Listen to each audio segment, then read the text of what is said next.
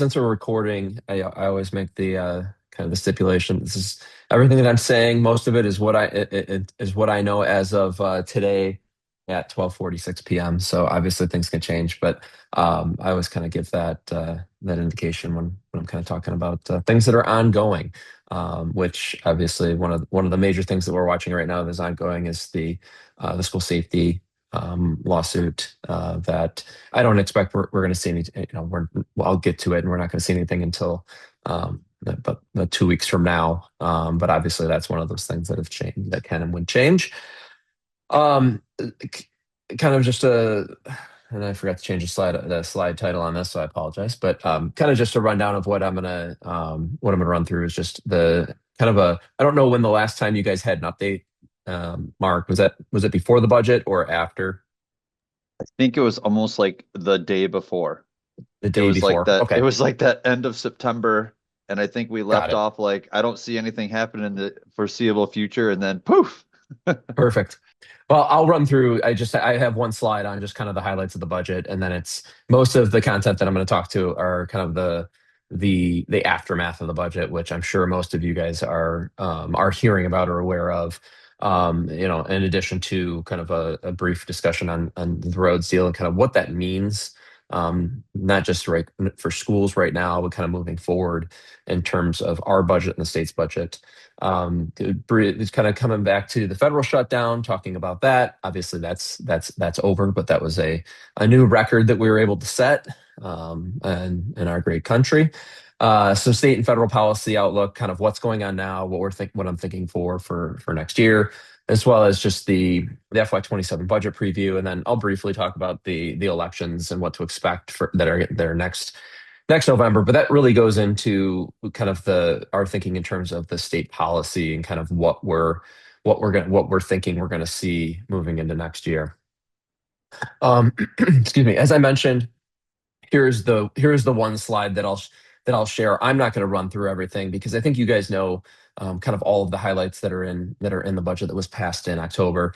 Obviously, this is the first time in a very long time that we've had a quote unquote a government shutdown, and probably the first time for many district leaders that they've had to do a budget and then had a state budget kind of come in and fall into their laps in 3 months into their school year. So this was a big change. There was a lot of changes in this budget, programmatically and boilerplate wise, which really are causing some problems for districts that obviously have already planned for their budgets, and not just budgets, but their calendar for the year, and are having to make changes based off of some of the decisions that were made, primarily through closed doors. I think one of the points that I made going into the kind of the final part of this budget was to my folks was that pretty much I think it was across interest groups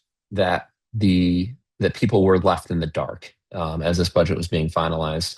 I would say that we knew pieces of this the Friday before the budget was passed, but for the most part, this was not done in a typical manner.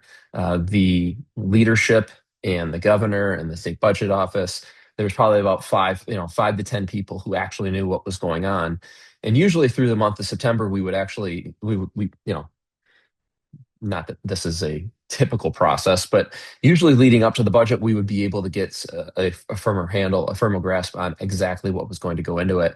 And for the most part, we didn't have what we weren't getting what we usually get. And I think, pretty much across the different sectors of interest groups throughout the state, they were feeling the same way.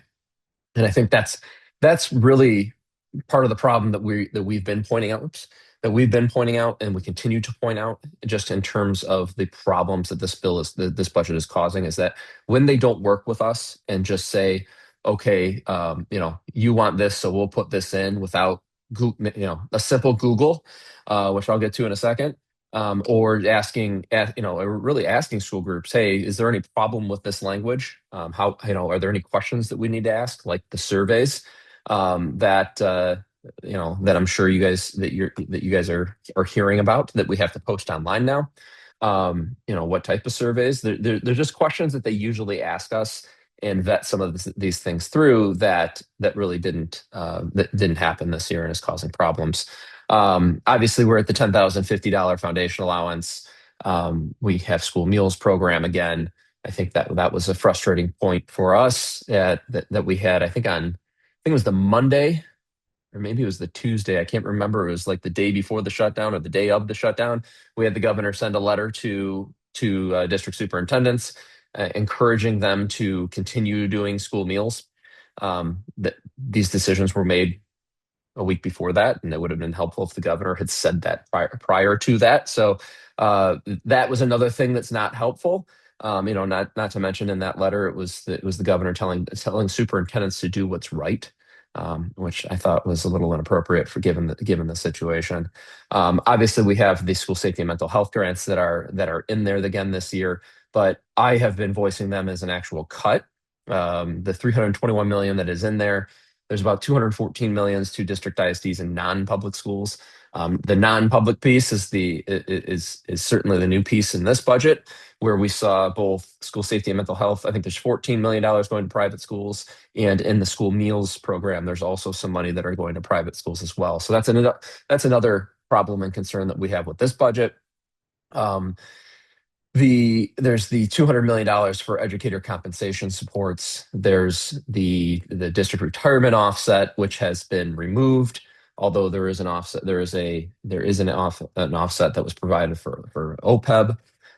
Overall, when you look at these figures, I know that a number of my districts in Wayne, we have done the calculations, and many of them are fairly well below an actual inflationary increase when you take into consideration everything involved in this budget. It's pretty easy to say for legislators and public officials to say, "Oh, the foundation went up to $10,050. We're putting a bunch of money into schools." Well, when you put everything, when you take everything into consideration about the different cuts that were made, or the different pieces that in the retirement program that districts are now responsible for, that foundation increase gets eaten up pretty quickly. So I know in Wayne we have districts that we're hovering around an actual about 1% to 1.5% increase, and I think inflation was around 2.9% or 3% last year. So this on top of having a budget 3 months late, they're what they like to say the record funding for schools really doesn't really carry much water there. Um, some of the concerns that we have with the budget, I already mentioned the private schools being there. I kind of touched on indirectly the removal of 147A, which is the prior state support for some of the retirement normal costs, but also they transferred an additional $461 million to higher ed.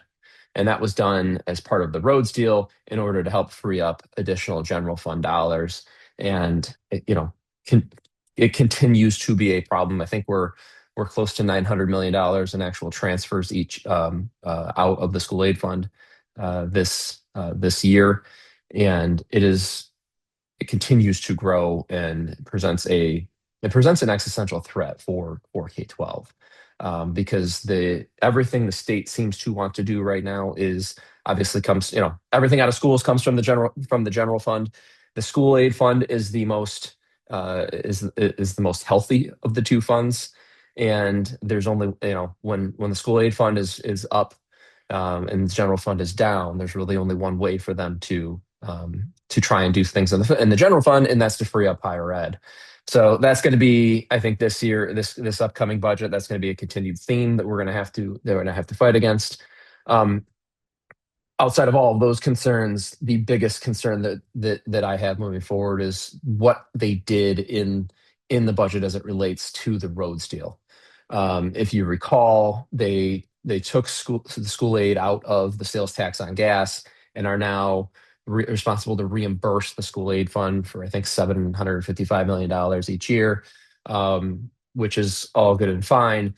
But the the way that they constructed this budget, we're seeing, I think, an immediate general fund deficit of about $300 to $350 million in next year's budget. And that's followed by around a $700 million deficit 2 years from now. And while those numbers can change, obviously, depending on how the economy is going, the other part about that I have in this slide is part of this roads deal was really propped up on a wholesale tax increase on marijuana. And the that tax increase that they voted on is already in court. And the reason why it's in court is that the the marijuana um, initiative was a voter or was a public initiated a ballot initiative. So attorneys for the marijuana industry and for I think just other outside viewers had always said that since this is a voter initiated ballot initiative, you would need a two-thirds vote in order to change it. And instead of doing a two-thirds vote, they did just a basic majority vote. And so if that is overturned, that could blow another 400 to $420 million into that deficit for next year. So I think, I'm not an attorney, but it sounds pretty relatively cut and dry that they needed a two-thirds vote on there. And hopefully I'm wrong. And we don't have to, have somewhat close to a, two-thirds of $1 billion deficit. But that is a massive problem. Not to mention that this road deal really isn't what they originally set out for. I don't know if anyone recalls, but the initial roads plan that was proposed by the governor was around 3.4, $3.5 billion. This total is around $1.8 billion, and I think does some of what they want to do, but for the most part, it's actually paying for what we've already borrowed.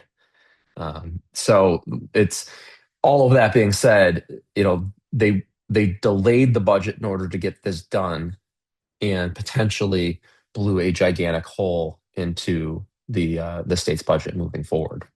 So I know I'm starting off with some great news here, and that's kind of typically what I always have to do. But that's the kind of the financial aspect of the budget that was passed in October. The There we go. I have included a link, and I'll share these slides with you, Mark. Real, Yeah, go ahead. real quick, if you go back to the prior slide, there was a question around looking at the third bullet. It says, can you help understand why an ISD might have an overall reduction in funding? So I'm going back to my memory here, and that's going to be bad.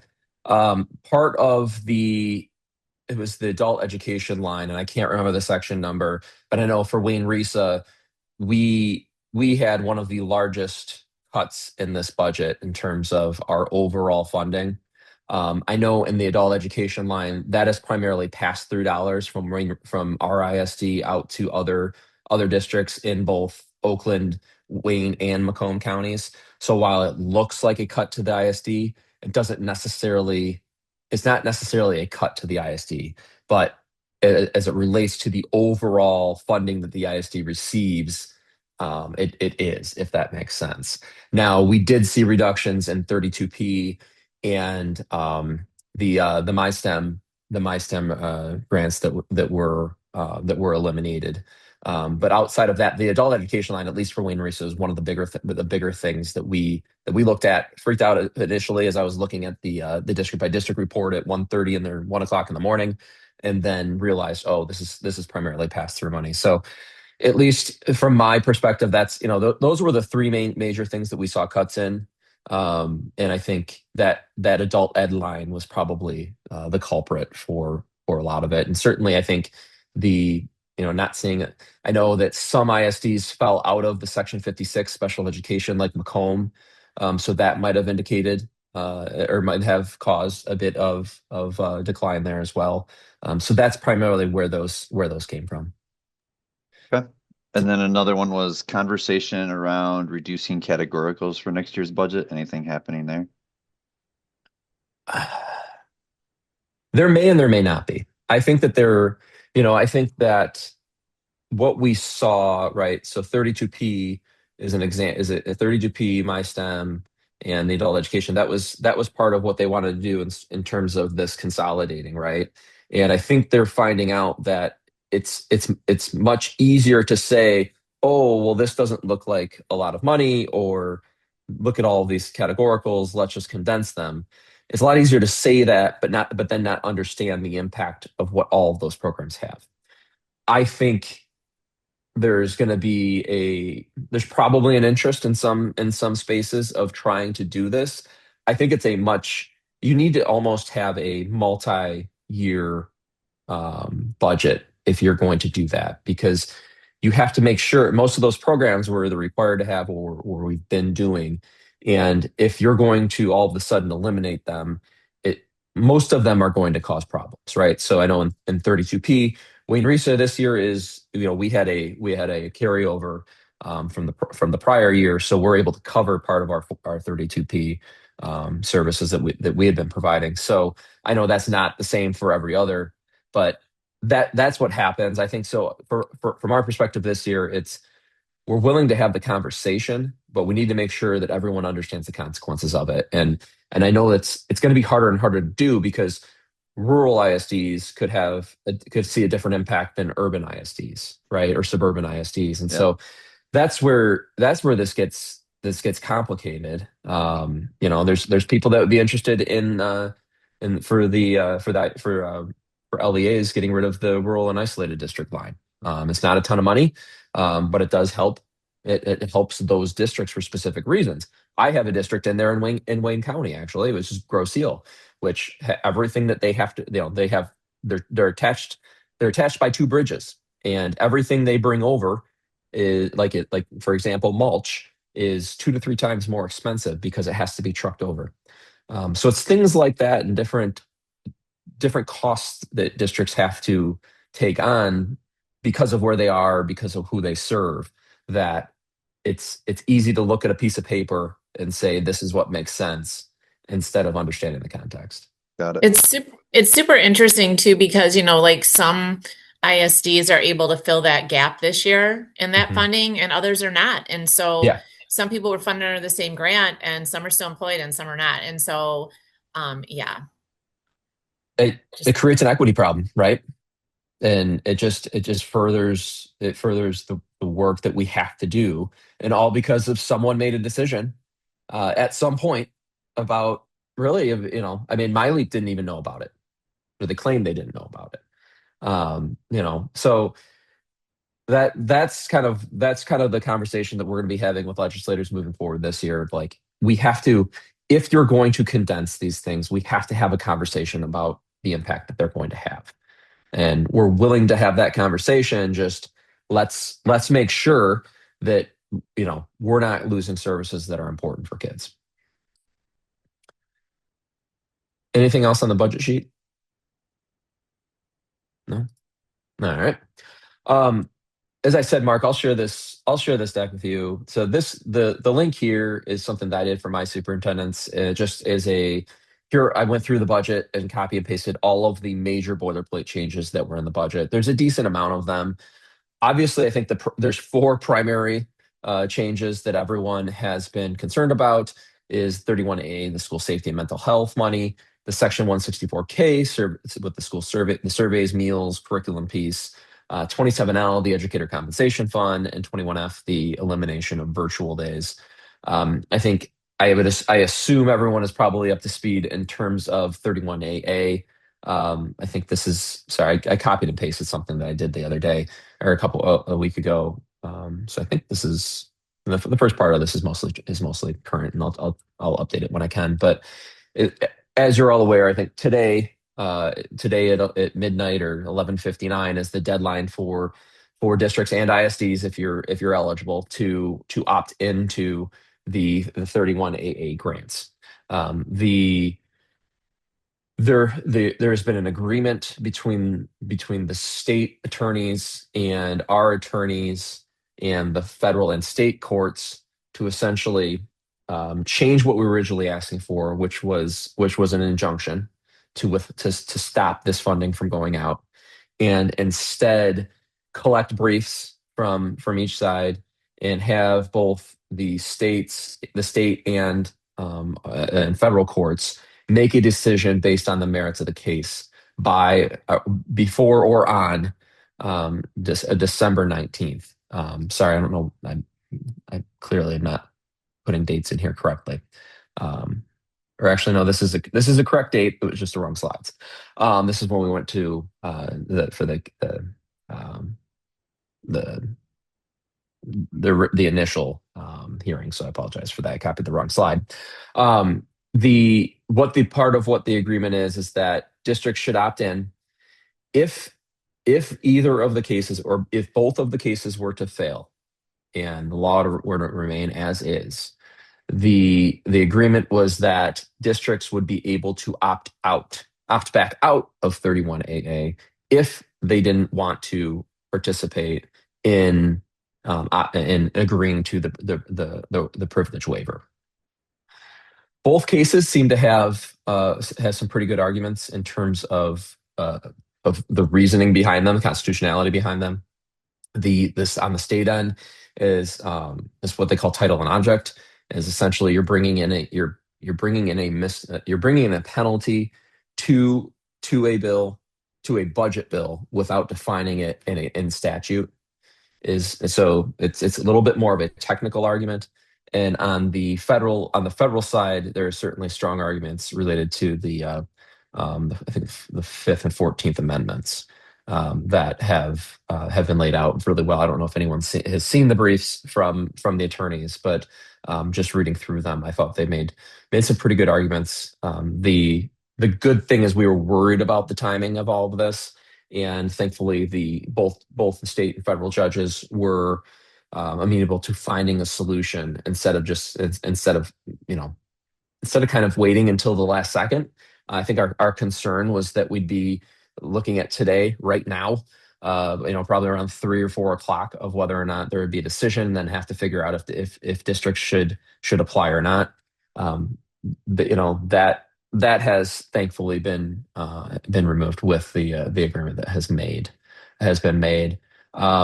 Is any questions on 31AA? No. Um, Section 164K, it's titled as school meal requirements in the budget summary. And this was and primarily that was because this language used to be the RFK Make America Healthy Again language that if recall from the initial House budget had like banned you would not receive your school meals money if you had red dye or blue dye or a number of different ingredients in your school meals. That changed last minute to a few of these different requirements. One, the child nutrition and education benefits application requirement. This is the one I mentioned. I kind of referenced early on in the conversation that said, had anyone actually taken time, like 2 seconds, to Google whether the federal government allows districts and ISDs to require families to fill out this survey, they would have easily found the U.S. Department of Agriculture's manual. In their manual, it says 2 different times specifically that districts are forbidden from requiring families to fill out this information. And while it's easy for us to Google that, and we knew that leading into it, it still takes time, right? It still takes districts time. I know a number of districts outside of, I know some in Wayne County, some outside. This was a question that they posed to attorneys of what does this mean? What do I have to do, right? So we're not only spending time on this, we're spending money on attorneys on this. And is this really what we need to be doing? All to appease some legislator who wanted to throw this into the budget. One of the more annoying ones, the student surveys, that language that says that all surveys that have to be posted and shared with the public, and parents have to be notified if their student has taken a survey. The department is not putting out any guidance on this, and has basically said that if they are not going to be policing this section. However, if someone comes to them and says, district so and so did a survey and they're not doing, and they didn't post it, the department is essentially going to they're not going to take away 5% of your state aid payment. They're going to technically withhold it, which doesn't mean much. And they're going to come to you and say, "Hey, we got a flag that this survey, so such and such survey wasn't posted on your website and shared.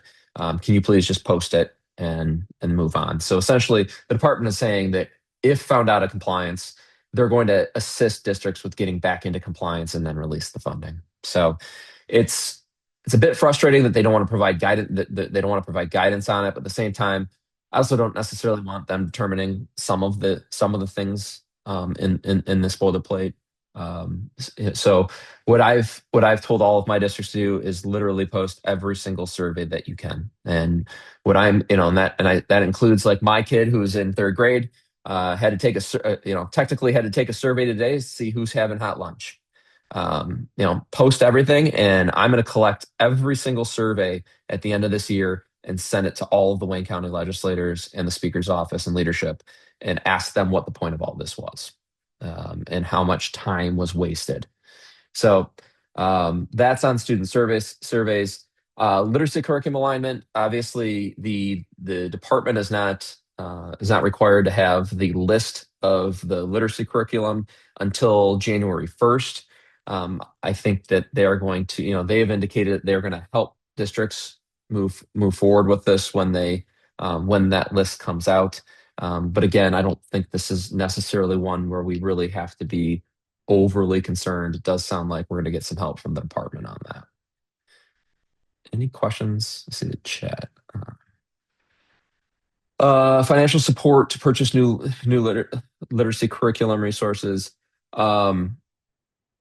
I If the current was not on the list. So I know there was funding in last year's budget. I'd have to see if that funding was in this year's budget as well. I think that what was that, like 35M last year? I That can't I sounds, can't it was, recall. I think so, because I think Something. N was the more competitive piece. Yeah. So I think I haven't looked at that section in a long time. So I think there's still money in there. I'm not sure how much. I know one of the comments that one of my colleagues, someone or one of my colleagues that I heard earlier this week was that those vendors that know that they're going to be on the curriculum list, their costs have magically gone up. Someone said that all of a sudden there was like $126,000 delivery fee for books, for this whatever new curriculum they were getting. I forgot what area of the state this was in, but it's just another one of the, I don't want to say con jobs, but it is, cost magically increasing. So yeah, you know I do think that we're probably going to have to continue to ask for additional resources, especially if they're what's on this, if they're mandating what's on this list.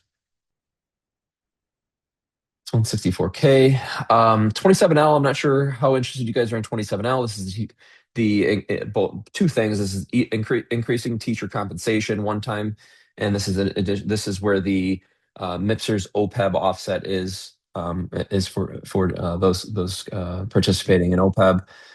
The 27L, essentially, this is going to LEAs and PSAs on a per pupil basis. The department has indicated to me that they are waiting on their final December pupil account before getting out the money in a lump sum payment, either in district January or February state aid payments. Below here on the slide is essentially the recommendations that we've given to our districts as far as, I know we've had, I think end of October was the first district that had their union reach out asking to bargain about this money, and we continue to encourage our districts not to take these meetings, or not, or to at least delay these meetings until they actually know what amount of funding they are going to receive through this. Additionally, we do expect to receive some sort of guidance from ORS, who seems to believe this is reportable, and we're also going to you'll have collect taxes out of this as well. So more coming on that, but that's 27L. So someone had a question, and Janice had a question here about 164K. It says shall when it refers to withholding 5%. Yeah, it does say shall. the department has been pretty clear that they're not going to. I mean, they're going to withhold it, but make sure you're in compliance before. And honestly, that's just what I'm telling. I mean, I wish that the department would actually put out guidance saying that, and I pushed them to. But they won't actually put anything on paper on that. Yeah, that's unfortunate because a lot of schools are like, originally it said as long as you could show what you were using was aligned with science of reading. And Yeah. then the latest kind of snuck in there, like you said, with that one with the surveys was a shall. Shall is Hmm. different than may. And so I think Yeah. that has people a bit nervous. Yeah. It's and I think, specifically around the surveys, I know I have a lot of people. I know there's a lot of districts that are concerned about it. Um, I mean, all I could do at this point is, I have tried for the last month and a half to get MDE to actually do something on this. Maybe we'll have better luck. I don't know when the new state superintendent comes in. But at least as of right now, I'm part of this, to be quite honest with you. And I don't know if I know 31AA, but some of this stuff they're being told by the Attorney General's office, you cannot provide guidance on this. So for 31AA, for example, they were explicitly told they could not provide guidance on that, and that they were only to say what the law says. So it's it, it causes problems. And again, I blame MDE less than I do the legislature who went through this terrible process and decided to include these things without our input. Thank I see, you. yeah, absolutely. I see Christina had a question about notifying families if their resources if their resource is not on the list contradicts PA 146. Will there be clarity on this contradiction? Will there be more guidance? To my understanding, there may be more guidance when the list is released, but not necessarily before that, Christina. And I'm sorry. I had a meeting with MDE on Tuesday, and that is what they shared. So that's really all that I know. And it doesn't really sound like they have a firm grasp on what exactly they're going to do or say yet. And I know that's not comforting.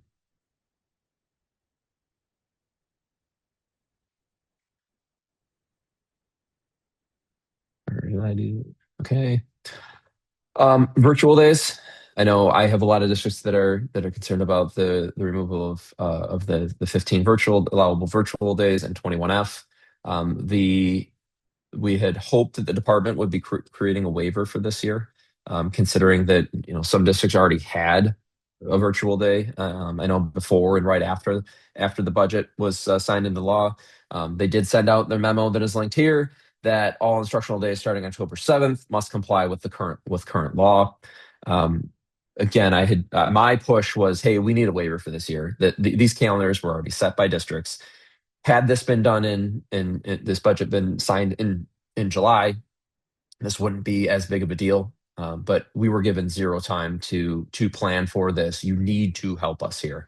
Unfortunately, as of right now, they are unwilling to help us. We are pushing and hoping for the new state superintendent might be interested in something here along a waiver. I know that Representative Regina Weiss from Oak Park in Wayne County is going to be introducing a bill, I think next Tuesday, to essentially reinstate all 15 virtual days.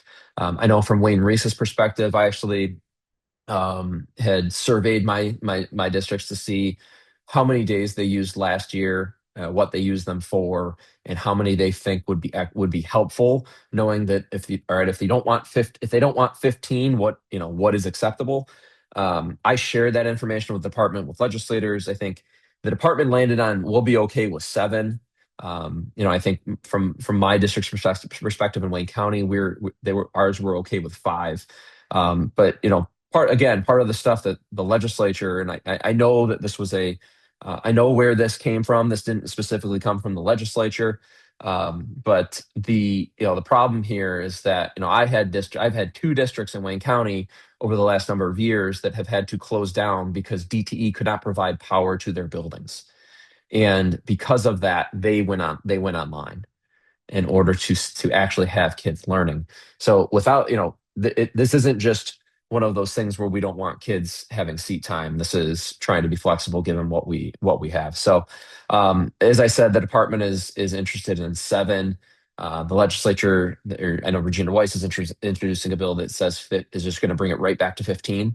We'll see what this goes. I know that we do have some time outside of obviously those emergency days that I just mentioned, where once we get into the testing window in April is kind of when I know our districts really need this. Any questions there? I'm gonna take a look at the chat. Okay, good. So we still have about 5 more minutes, Mike, just a heads up. Good. I'm gonna go fast. All right, thank you. So state and federal policy, I've been calling this kind of just chaos in our space right now. You've heard a lot about Launch Michigan and the Meg, and I've included kind of the link to their draft, their current draft, and kind of a rundown of what we currently have and what's being laid out in the Meg for you guys to look at later if you already haven't. But on top of that, we have Mike Duggan's education plan, other gubernatorial candidates' education plans that will be coming.